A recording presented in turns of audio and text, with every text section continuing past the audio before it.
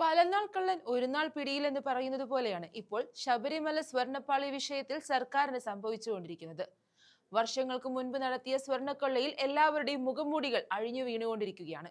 സ്വർണ്ണപ്പാളി വിഷയവുമായി ബന്ധപ്പെട്ട് പിടിയിലാകുന്ന എല്ലാവരും തന്നെ ഇടത് സർക്കാരുമായി അടുത്ത ബന്ധം ഉള്ളവർ തന്നെയാണെന്നുള്ളതാണ് സത്യം.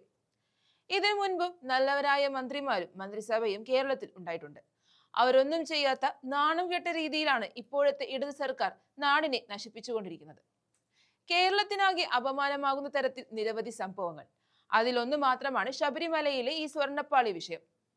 മറ്റു മന്ത്രിമാർക്ക് ആർക്കും ഉണ്ടാകാത്ത തരത്തിലുള്ള കുബുദ്ധിയാണ് പിണറായി സർക്കാരിന് ഇപ്പോഴുള്ളത്. വിഷയത്തിൽ കഴിഞ്ഞ ദിവസം CPM മുൻ MLA-യും ദേവസ്വം ബോർഡ് പ്രസിഡന്റുമായ A. പത്മകുമാറിനെ പ്രത്യേക അന്വേഷണ സംഘം അറസ്റ്റ് ചെയ്തിരുന്നു. കവർച്ചയിൽ പത്മകുമാറിന് നിർണായക പങ്കുണ്ടെന്നാണ് SITUവിന്റെ റിപ്പോർട്ടിൽ പറയുന്നത്.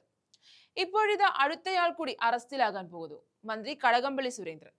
അറസ്റ്റിലായ പത്മകുമാറിന്റെ വിശദമായ മൊഴിയുടെ അടിസ്ഥാനത്തിലാണ് മുൻ ദേവസ്വം മന്ത്രി കടകംപള്ളി സുരേന്ദ്രനെ കൂടി ചോദ്യം ചെയ്യാൻ ഒരുങ്ങുന്നത്.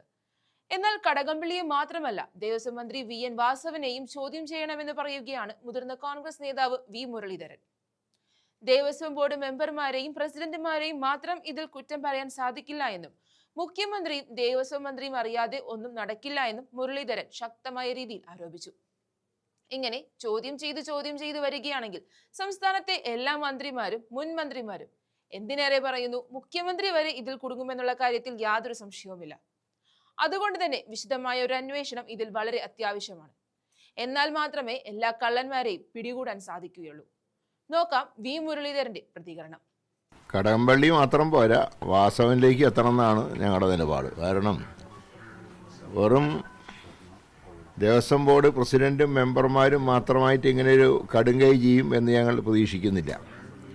ഇതിൽ വ്യക്തമായി സർക്കാരിനും മന്ത്രിക്കും അറിയാവുന്ന കാര്യങ്ങൾ തന്നെയാണ്